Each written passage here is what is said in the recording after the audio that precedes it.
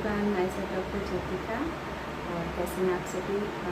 आज हम एकोनाइट का पार्ट 2 करने जा रहे हैं। पार्ट 1 मैंने भी कुछ दिनों पहले वीडियो डाली थी, तो पार्ट 1 आप पहले उसको देख लें ताकि आपको पार्ट 2 प्रॉपर अंडरस्टैंडिंग हो उसके बारे में। तो आप पहले पार्ट 1 का वीडियो देखें।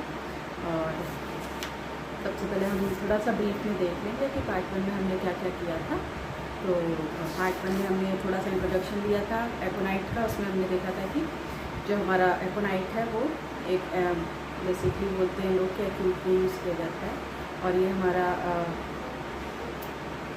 ज़रूरी नहीं सिर्फ एक्यूट में किया जाता है, क्रॉनिक में भी करते हैं हम। इसका भी कॉन्स्टिट्यूशन होता है, इसकी भी एक पर्सनैलिटी होती है, उसके बारे में हमने डिस्कस किया था last time.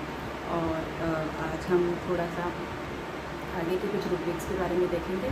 First of all हम देखते हैं पहले हमने क्या देखा था फर्स्ट पार्ट में। तो उसमें हमने देखा था सर्टेन ऑनसेट होता है इसका, और सर्कुलेशन में टर्मोइल क्रिएट करता है।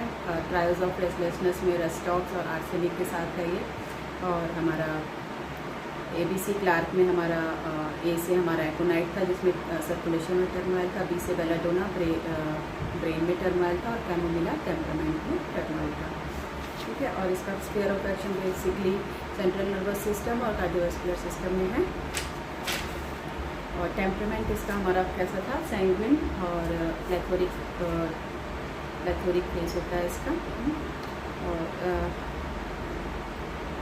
मेन था इसका कि predict the time of death, predict कर लेता है डेथ की टाइमिंग को। और इसके अंदर इसको ये लगता है कि डॉक्टर को बुलाओ ताकि उसको ये लगता है कि डॉक्टर को बुलाओ ताकि मेरा प्रॉपर ट्रीटमेंट हो सके। इसी के एक हमारे कंपैरिजन में देखते हैं हम आर्सेनिक जो होता है वो उसको लगता है कि मेरी डिजीज़ जो है वो इनक्योरेबल है, तो उसको ये लगता है कि डॉक्टर को बुलाने का भी कोई मतलब नहीं बनता। दोनों काफ़ी सिमिलर मेडिसिन है, तो थोड़ा सा ये डिफरेंस है। आर्सेनिक बोलेगा डॉक्टर को बुलाने से कुछ नहीं होगा, और एकोनाइट बोलता है डॉक्टर को लेकर। ठीक है। पेन रेमेडी में भी हम यूज़ करते हैं इसको अगर कॉन्स्टिट्यूशन एकोनाइट वाला हो तो। ठीक है। नर्वस होता है, इसका जो एक्सप्रेशन कैसा होता है जब पेशेंट एंटर करता है तो एक डरी हुई मतलब फेस पे एक्सप्रेशन कैसा होगा, डरा हुआ सा एक्सप्रेशन होता है इसके। और एक ऑरा फियर वाला ऑरा लेके आएगा आपकी क्लिनिक पर ये। अच्छा, हमने रूब्रिक्स जो देखे थे वो बता देती हूँ। फर्स्ट पार्ट में डिल्यूजन शीप ड्राइविंग देखा था हमने, जो फॉलो करते हैं, लीडर नहीं होते हैं ना। तो जैसे हम गेट चाल बोल देते हैं, ऐसी बात पे इसलिए जाते हैं क्योंकि उनको सिक्योरिटी चाहिए। और सिक्योरिटी तभी मिलेगी जब वो वहाँ पे कोई जा चुका है, उसको पता हो कि हाँ ये बात जो है वो सेफ़ है, तो इसलिए वो ज़्यादातर फॉलो करते हैं। फियर ऑफ डार्कनेस होता है इनमें। Carry desire to be carried fast है इसमें। Carry desire to be caressed है। कैरिस्ट मीन्स जैसे कैरिस्ट का हिंदी में नहीं कहता, सहलाना प्यार से और अच्छे से, मतलब इसको अच्छे से ट्रीट करना पड़ेगा। सेंसिटिव होता है बहुत ज़्यादा, तो इसको अगर हम कोई चीज़ समझा रहे हैं और इसको चीज़ फील हो जाए या फिर हमने कभी रूडली बोल दिया तो फिर ये बहुत जल्दी हर्ट हो जाता है, इंडिग्नेशन में चला जाता है। ठीक है। और डिपेंडेंट होता है, और इसको लगता है अगर उसको ऐसा डॉक्टर चाहिए जो उसको होल्ड करे, मतलब उसको कैरी करे, और उस कभी भी जब वो इमरजेंसी में हो कुछ हो तो वो उसको सेटल डाउन करे, उसके फियर को ख़त्म करे, एंग्जाइटी को ख़त्म करे, ऐसा डॉक्टर चाहिए उसको। अगर उसको ऐसा डॉक्टर मिल जाता है तो उसको एक लाइट दिखती है और वो होपफुल रहता है और जल्दी से जल्दी ठीक भी हो जाता है। लाइट इज़ एयर है इसके अंदर। ठीक है। और एंग्जाइटी अल्टरनेटिव इंडिफरेंस है, मतलब एक टाइम पे बहुत ज़्यादा एंग्जाइटी होएगी इसके अंदर, और एक टाइम पे जब इसको लगेगा कि हाँ मुझे सही डॉक्टर मिल गया है और उसकी एंग्जाइटी मतलब सेटल डाउन होने लगती है, तो वो इंडिफरेंस में चला जाता है, मस्त मौला हो जाता है, केयर फ्री हो जाता है। एक्यूट स्टेज में क्या होता है, पैनिक हो जाता है बहुत जल्दी। हाँ। और इसको चाहिए होती है सांत्वना, एश्योरेंस चाहिए होती है। मेन इसकी नीड है एश्योरेंस है। अगर किसी ने इसको रूडली बोल दिया तो इंडिग्नेशन में चला जाएगा। कम्युनिकेटिव होता है, अपनी प्रॉब्लम को प्रॉपर बताएगा, डॉक्टर को बोलेगा डॉक्टर आप एक बार मेरे मतलब स्किन की प्रॉब्लम है, इसको टच करके देख लीजिए, यहाँ पे ये प्रॉब्लम है ना। उसको वो बोलेगा प्रॉपर कि ये चीज़ देखिए डॉक्टर को, तो उसको मतलब पूरी तरह से कम्युनिकेट करता है डॉक्टर के साथ ही। ठीक है। और हमने क्या देखा था, एकोनाइट को डार्कनेस अफेक्ट करती है। ठीक है। Elements from Hari, anxiety about children. ठीक है। रॉकिंग एम्बुलेशन में मतलब फास्ट उसको, जैसे मैंने बच्चे का एग्जांपल लेकर बताया था कि कई बच्चे होते हैं उनको गोदी में लेके फास्ट मूव करो तब जाकर उनको प्रॉपर नींद आती है या फिर वो रिलैक्स फील करते हैं। कम्युनिकेटिव एक्सपेंसिव होता है, उसको ये लगता है कि डॉक्टर मेरी बात को प्रॉपर समझ नहीं पा रहा है, तो उसको समझाने के लिए वो पूरा अच्छे से कम्युनिकेट करता है, उसको तो प्रॉपर कम्युनिकेट करता है वो और अच्छे से एक्सप्लेन करता है ताकि उसको लगता है कि डॉक्टर को प्रॉपर समझ में आ जाए मेरी बीमारी। कई बार पूछते हैं पेशेंट के आके कि डॉक्टर साहब आपने ऐसी बीमारी पहले ठीक की है, आपके पास ऐसे केस आए हैं, इस तरह से मतलब वो एश्योरेंस मांगता है आपसे। अगर उसको डॉक्टर के पास से लाइट मिल गई तो वो इंडिफरेंस में चला जाएगा, मतलब होपफुल हो जाएगा थोड़ा सा। और ये सब हमने देखा था पार्ट 1 में। अब हम देखेंगे पार्ट 2 में हमने क्या देखना है। बेसिकली थोड़े से रूब्रिक्स रह गए थे जिसको मैं एक्सप्लेन करूँगी, और फिर लास्ट में मैं कुछ ऐसे रूब्रिक्स बताऊँगी जिसमें सिर्फ एकोनाइट सिंगल मेडिसिन पड़ी हुई है, तो वो उसके थ्रू आप काफ़ी चीज़ें मतलब क्लियर हो जाती हैं। तो वो ऐसे भी जो रूब्रिक्स मैं ये एक्सप्लेन कर रही हूँ इसमें भी ज़्यादातर ऐसे ही रूब्रिक्स हैं जो स्पेसिफिकली एकोनाइट में ही पड़े हुए, एकोनाइट की मेडिसिन उसमें सिंगल पड़ी हुई है। अच्छा, एक रूब्रिक है इसका, jesting can not take a joke, ठीक है।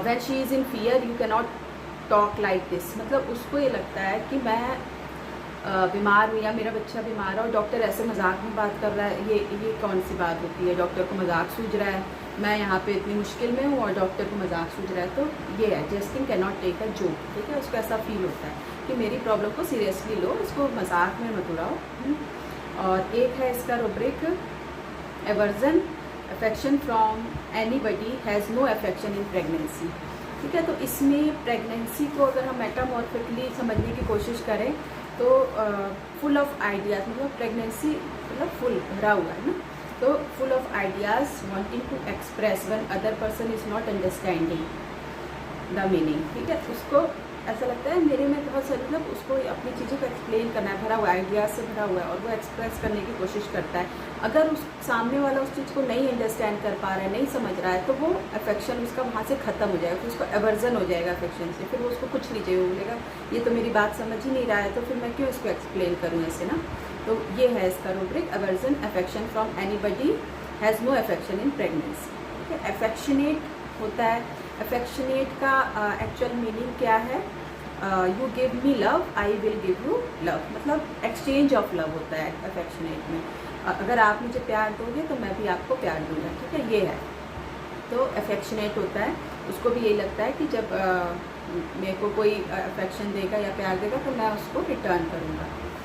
और एकोनाइट को क्या चाहिए, पॉजिटिव लाइट चाहिए। अगर उसको पॉजिटिव लाइट मिल जाती है तो वो ऑडिसिटी और करेजियस में चला जाता है, और अगर उसको वो चीज़ नहीं मिलती है तो वही एवर्जन में, इंडिफरेंस में और एब्यूसिव में भी चला जाता है। एब्यूसिव भी पड़ी हुई है इसमें, एब्यूसिव रूब्रिक भी पड़ा हुआ है। एवर्जन टू अफेक्शन में चला जाता है, ठीक है। फिर उसको किसी का अफेक्शन नहीं चाहिए, उसको लगता है मेरी प्रॉब्लम को जो समझ नहीं रहा है तो फिर मैं क्या करूँ, क्यों फालतू में वो चीज़ें डिस्कस करूँ या क्यों बताऊँ उसको, है ना। हाँ, वी टॉक टू सॉफ्टली, मतलब उसको सॉफ्टली उससे बात करनी पड़ेगी। अगर आप जल्दी में हैं और कई बार ऐसा होता है डॉक्टर को कहीं जाना होता है, वो फटाफट उसको मतलब पेशेंट को देख रहे हैं तो उसको ये इनसिक्योरिटी हो जाएगी, अरे मैं सेफ हैंड में हूँ कि नहीं, मतलब डॉक्टर ने मुझे पता नहीं ठीक से देखा कि नहीं, ठीक से दवाई समझी कि नहीं, मेरी प्रॉब्लम को प्रॉपर समझ पाया है कि नहीं डॉक्टर, तो उसको ऐसे मतलब इनसिक्योरिटी सी हो जाएगी, ठीक है, और होपलेस हो जाएगा वो। और अगर उसको प्रॉपर आपने एश्योरेंस दे दिया और समझा दिया प्रॉपर तरीके से तो वो होपफुल हो जाएगा और इंडिफरेंस में भी जा सकता है। ये हो गया। फिर अगर वो होपफुल हो गया फिर वो परसिवरेंस में चला जाएगा, आपके साथ फिर जुड़ जाएगा और आपके साथ ही आपकी मेडिसिन प्रॉपर खाएगा और जैसा आप बोलोगे वैसे ही करेगा, है ना।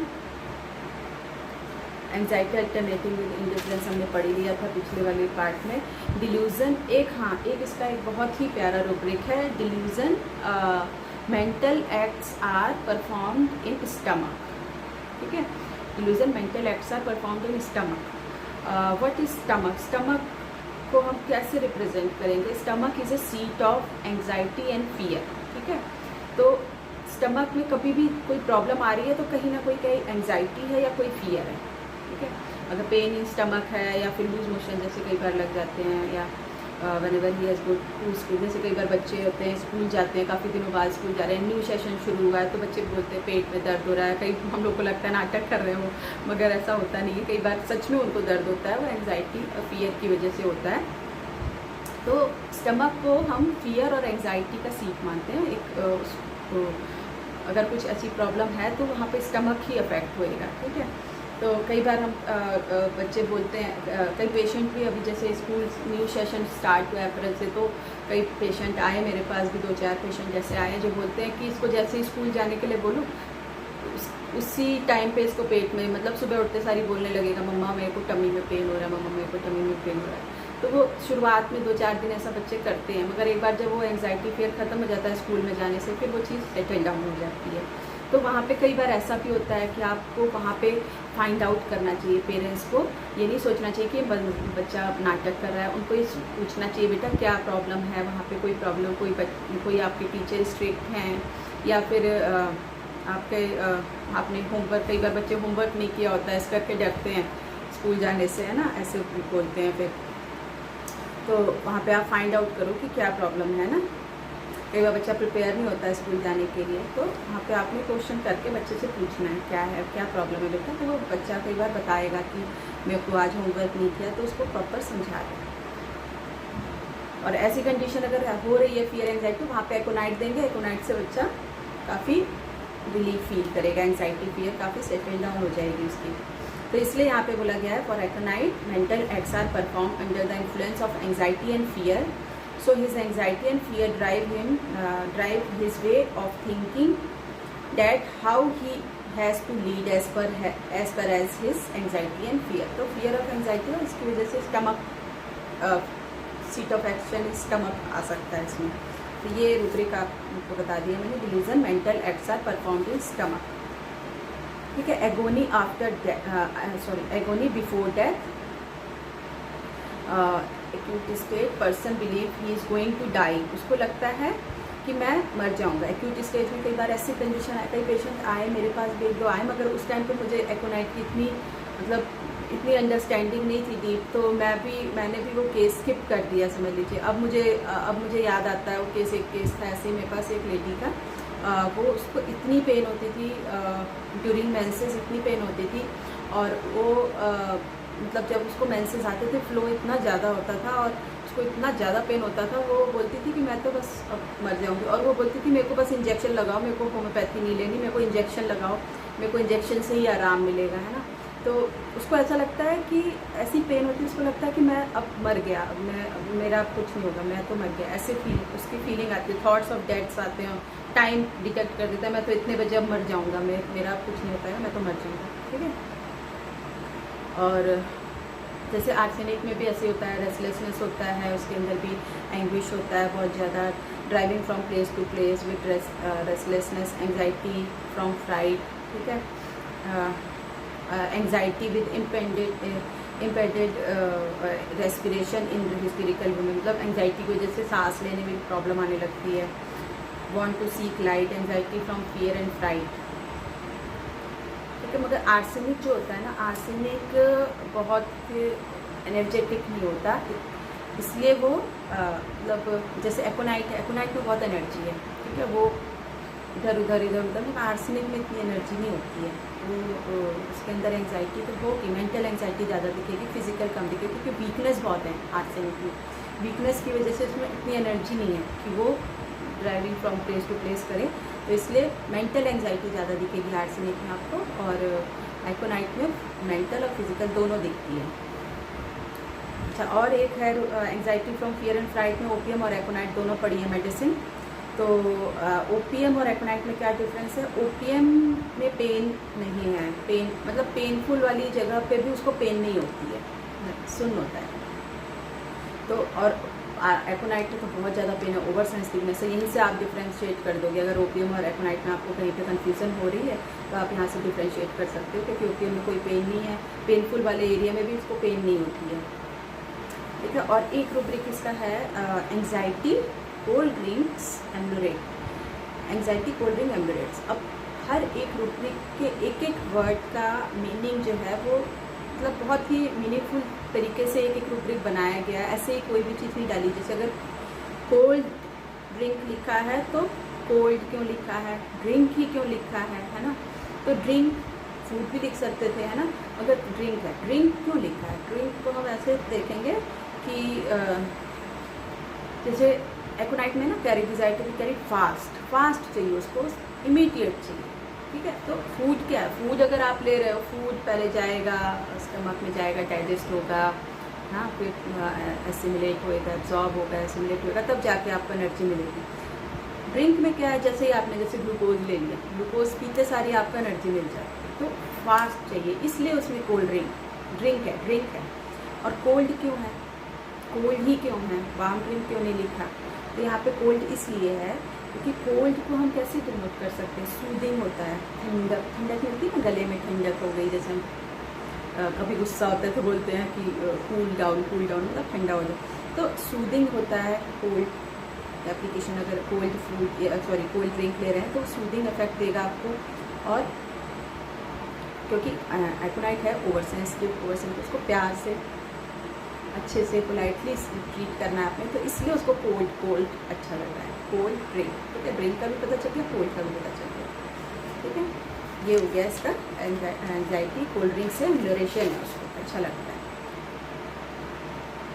ठीक है। और पेशेंट कई बार ऐसे आके बोलेगा मुझे इंजेक्शन लगा दीजिए, डॉक्टर उनके अटेंडेंट्स आके बताते हैं कि इसको तो इंजेक्शन से ही आराम मिलता है, और कोई चीज़ इसको कुछ नहीं कर सकते, कुछ नहीं हो सकता है इसका, सिर्फ लास्ट हमको इंजेक्शन ही लगाना पड़ता है। तो वहाँ पे आप सोच सकते हो कि एकोनाइट हो सकता है, अगर उसकी और सारी चीज़ें उससे मिल रही हैं एकोनाइट से, तो ठीक है। इसकी स्किन कैसी होती है, जैसे स्किन इसकी ड्राई होती है, हॉट होती है ना, स्वेटिंग कम होती है, रेयर स्वेटिंग है, और स्वेटिंग वहीं पे होगी, there is sweat, it is only on the part rested upon, जहाँ पे जैसे उसने रखा हुआ है पार्ट, वहीं पे सिर्फ स्वेटिंग होगी और हरे पार्ट में नहीं होगी।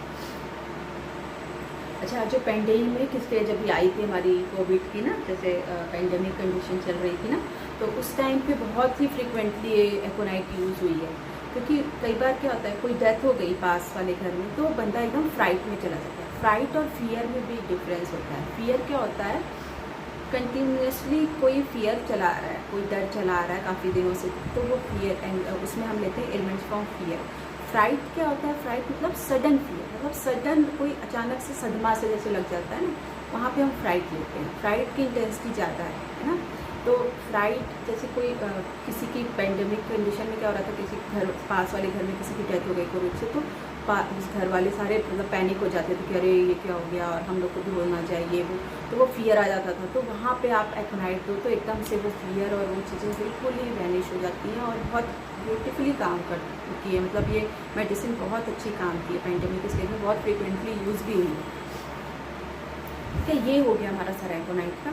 अभी हमने मतलब देख लिया, मेन रूब्रिक देख लिया, बाकी हम तो पढ़ते ही हैं वो सब, जो फिज़िकल वगैरह वो तो हमने पढ़ा ही है कॉलेज में बहुत। हमको मेन था कि एकोनाइट की पर्सनैलिटी कैसी है, ठीक है, वो हमने देख ली।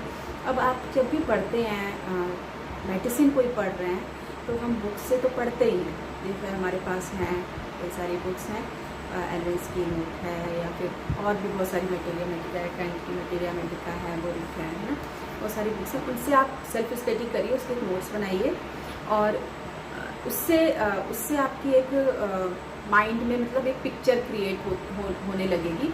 और उसके बाद आपने एक लास्ट जो टच देना है ना, वो हमेशा ही रिपर्टरी से आपने पढ़ना ज़रूरी है।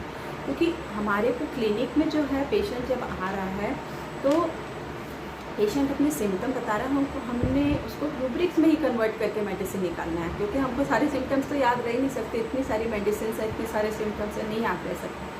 तो हमको क्या करना है, उसको रूब्रिक में कन्वर्ट करके ही मेडिसिन रिपर्टराइज करके ही हम मेडिसिन तक पहुँचते हैं। तो इसलिए पर्टरी के थ्रू ज़रूर पढ़िए। जैसे रेडार है आपके पास, जो भी है कारा है, रेडार है, जो भी है, उसमें आप मेडिसिन का नाम डालिए, और जहाँ से स्टडी के लिए होता है आपको पता ही होगा, और वहाँ पर से रूब्रिक्स जितने भी उसके एकोनाइट के रूब्रिक्स हैं वो सारे आपके सामने आ जाएंगे, ठीक है। उसमें से आपने वो रूब्रिक्स पे फोकस करना है जिसमें सिंगल मेडिसिन हो एकोनाइट। जैसे कोई भी रूब्रिक आया, जैसे मैंने कुछ रूब्रिक्स इसमें नोट डाउन किए, लगभग 50-60 रूब्रिक्स थे माइंड के, जिसमें सिर्फ और सिर्फ एकोनाइट ही पड़ी थी। और वो अगर 50 रूब्रिक्स आपने अपने माइंड में सेट कर लिए तो आपके दिमाग में एकोनाइट की बहुत ही अच्छी सी पिक्चर बन जाएगी कि एकोनाइट पर्सनैलिटी ऐसी होती है। ठीक है, इस तरह के बहुत सारे रूब्रिक्स हैं मैंने लिखे हैं, और उसमें से काफ़ी ज़्यादा तो मैंने बता दिए जो अभी मैंने बताया आपको फर्स्ट और सेकंड पार्ट में। उसमें ज़्यादातर वही रूब्रिक थे जिसमें सिंगल हमारी एकोनाइट पड़ी थी, या 2 या 3 मेडिसिन पड़ी होंगी उसमें। तो एक बार मैं हल्का सा पढ़ देती हूँ कुछ जो इम्पॉर्टेंट रूब्रिक्स हैं। माइंड में हमारे activity, aversion to activity around her during conversion. ठीक है, इसमें भी सिंगल है एकोनाइट। माइंड में affection none has during pregnancy. ठीक है, ये मैंने बता ही दिया था आपको। Anger after flight. Mind anguish, pain in spasm during. Mind anguish in peritonitis. Mind anxiety working on 4 moon. ठीक है, mind apathy followed by anxiety in newborn. Anxiety rash during.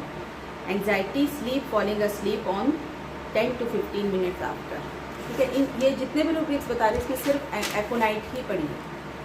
ठीक है, माइंड में anxiety in chest extending to head. Mind में anxiety in chest, heart region of sitting while after motion. Mind में biting fist. Mind में capriciousness during menses. कैप्रिशियसनेस का पता ही है आपको मीनिंग क्या होता है, एक चीज़ लेना फिर दूसरी लेना फिर तीसरी लेना, मतलब मन एकदम से भर जाता है, जल्दी समझ में नहीं आता कि क्या चाहिए उसको। ठीक है, बच्चों में हम ज़्यादातर लेते हैं कैप्रिशियस। ड्यूरिंग मेंसेस है इसमें। माइंड में capriciousness during menses, single medicine एकोनाइट।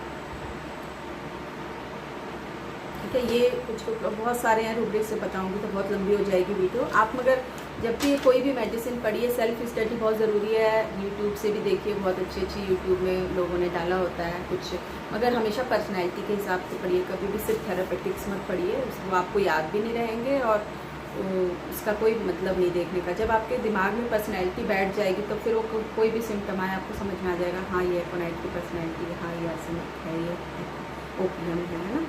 तो बहुत बहुत धन्यवाद आप सभी का वीडियो सुनने के लिए। और नेक्स्ट वीडियो मैं बनाऊंगी कोई मेडिसिन की, अभी देखते हैं कौन सी मेडिसिन हमने लेनी है आगे। तो thank you so much for watching and thank you so much for listening.